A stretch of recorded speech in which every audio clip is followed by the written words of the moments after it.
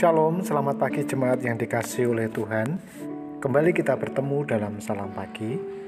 Bapak Ibu, mari kita lanjutkan pembacaan Alkitab kita yang terambil di dalam 1 Samuel pasal yang ke-6 sampai pasal yang ke-7. Demikian firman Tuhan.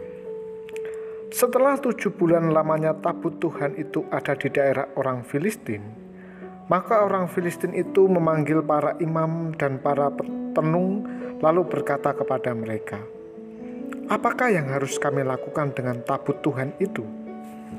Beritahukanlah kepada kami bagaimana kami harus mengantarnya kembali ke tempatnya." Lalu kata mereka, "Apabila kamu mengantarkan tabut Allah Israel itu, maka janganlah kamu mengantarkannya dengan tangan hampa, melainkan haruslah kamu membayar tebusan salah kepadanya, maka kamu akan menjadi sembuh dan kamu akan mengetahui mengapa tangannya tidak undur daripadamu." Sesudah itu bertanyalah mereka, "Apakah tebusan salah yang harus kami bayar kepadanya?" Jawab mereka, "Menurut jumlah raja-raja kota orang Filistin, 5 borok emas dan 5 tikus emas, sebab itulah yang sama menimpa kamu sekalian dan raja-raja kotamu. Jadi buatlah gambar borok-borokmu dan gambar tikus yang merusak tanahmu, dan sampaikanlah hormatmu kepada Allah Israel. Mungkin ia akan mengangkat daripada Allahmu dan daripada tanganmu tangannya yang menekan dengan berat. Mengapa kamu berkeras hati sama seperti orang Mesir dan Fir'aun berkeras hati? Bukankah mereka membiarkan bangsa itu pergi ketika ia mempermain-mainkan mereka? Oleh sebab itu, ambillah dan siapkanlah sebuah kereta baru dengan 2 ekor lembu yang menyusui, yang belum pernah kena kuk. Pasanglah kedua lembu itu pada kereta, tetapi bawalah anak-anaknya kembali ke rumah, supaya jangan mengikutinya lagi. Kemudian ambillah tabut Tuhan, muatkanlah itu ke atas kereta dan letakkanlah benda-benda emas yang harus kamu bayar kepadanya sebagai tebusan salah ke dalam suatu peti di sisinya, dan biarkanlah tabut itu pergi. Perhatikanlah, apabila tabut itu mengambil jalan ke daerahnya, ke Bet Semes, maka dialah itu yang telah mendatangkan malapetaka yang hebat ini kepada kita.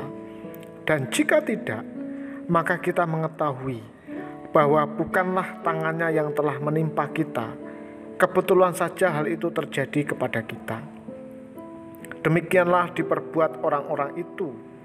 Mereka mengambil 2 ekor lembu yang menyusui, dipasangnya pada kereta, tetapi anak-anaknya ditahan di rumah. Mereka meletakkan tabut Tuhan ke atas kereta, juga peti berisi tikus-tikus emas dan gambar benjol-benjol mereka. Lembu-lembu itu langsung mengikuti jalan yang ke Bet Semes, melalui suatu jalan raya, sambil menguak dengan tidak menyimpang ke kanan atau ke kiri. Sedang raja-raja kota orang Filistin itu berjalan di belakangnya sampai ke daerah Bet Semes. Orang-orang Bet Semes sedang menuai gandum di lembah. Ketika mereka mengangkat muka, maka tampaklah kepada mereka tabut itu, lalu bersukacitalah mereka melihatnya. Kereta itu sampai ke ladang Yosua, orang Bet Semes itu, dan berhenti di sana. Di sana ada batu besar. Mereka membelah kayu kereta itu dan mereka mempersembahkan lembu-lembu sebagai korban bakaran kepada Tuhan. Orang-orang suku Lewi menurunkan tabut Tuhan dengan peti yang ada di sebelahnya, yang di dalamnya ada benda-benda emas itu, lalu menaruhnya di atas batu besar itu. Dan pada hari itu orang-orang Bet Semes mempersembahkan korban bakaran dan korban sembelihan kepada Tuhan.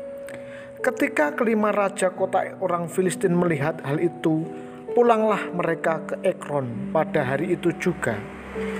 Inilah benjol-benjol emas yang dibayar orang Filistin kepada Tuhan sebagai tebusan salah.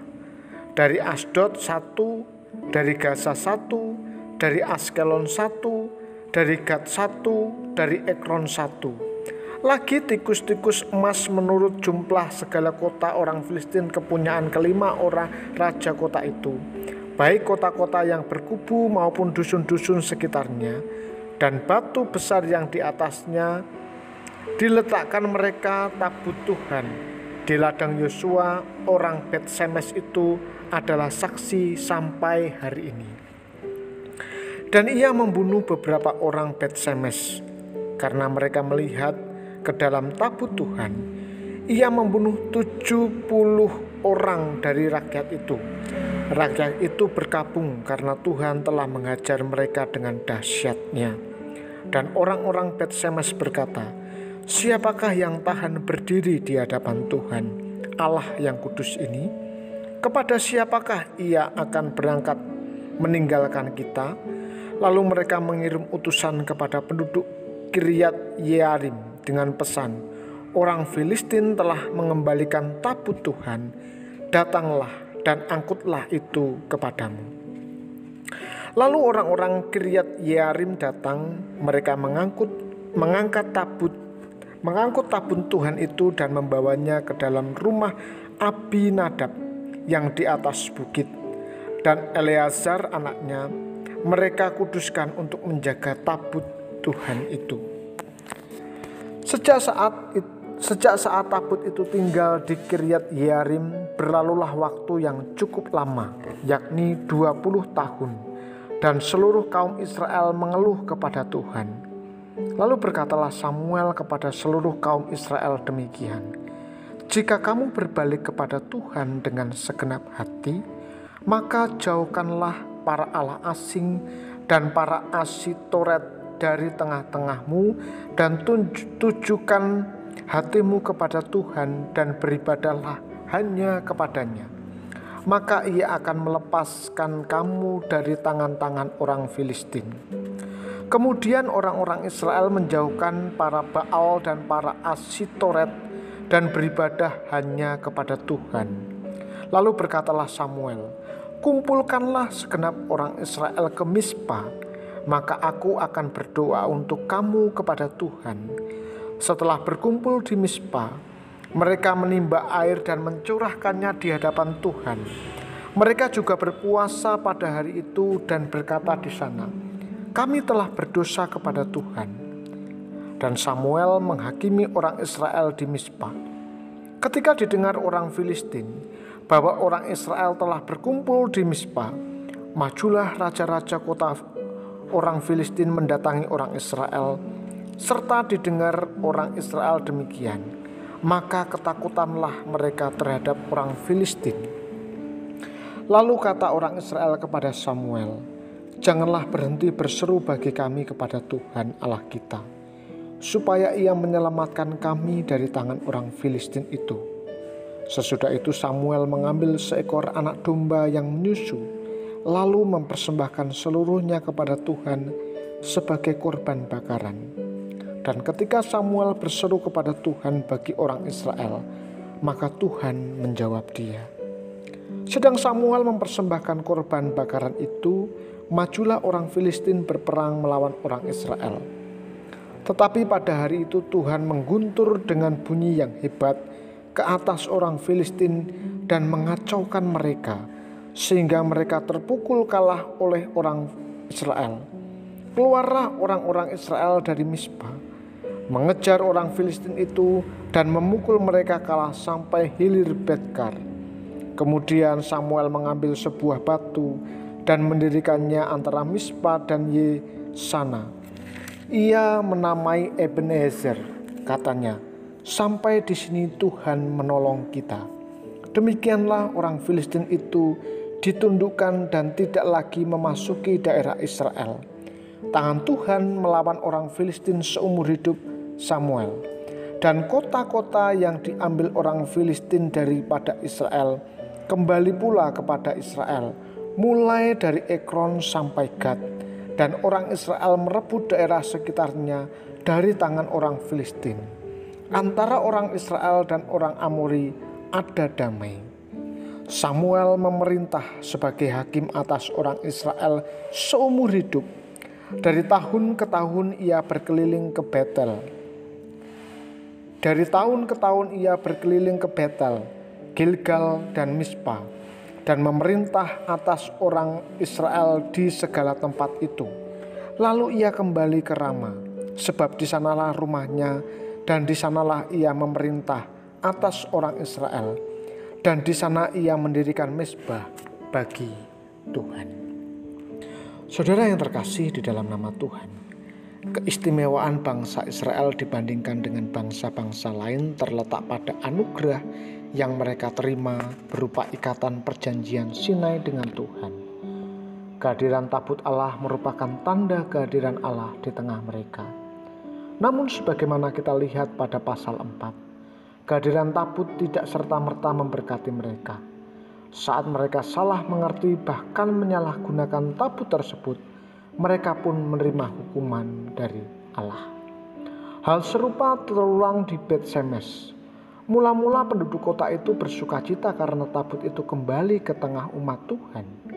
Beberapa orang dari suku Lewi pun berinisiatif menyambutnya dengan menyelenggarakan persembahan kurban.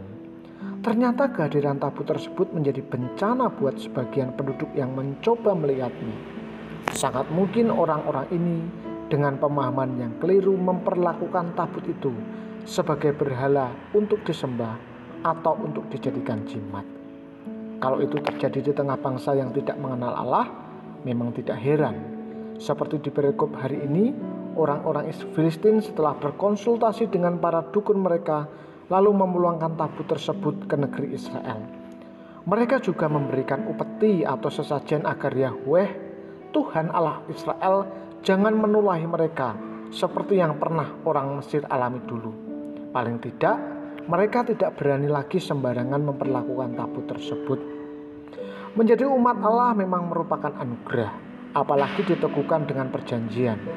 Tidak berarti karena sudah beroleh anugerah, lalu umat Tuhan bisa hidup sembarangan.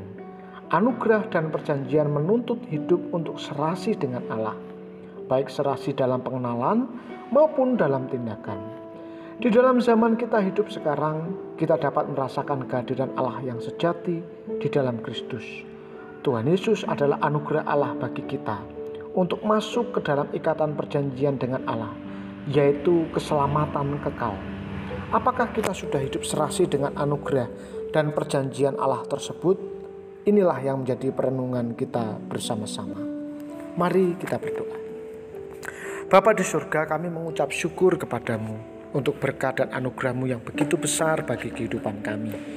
Pagi ini, sebelum kami melakukan berbagai aktivitas kami mau menyerahkan hidup kami ke dalam tangan anugerah dan pimpinan-Mu. Kiranya sepanjang hari ini kami beroleh kebaikan Allah, rahmat Allah terus menyertai dan memberkati kami. Sehingga di tengah-tengah pekerjaan kami, di tengah-tengah keluarga kami, di tengah-tengah masyarakat kami boleh memancarkan sukacita dan damai sejahtera.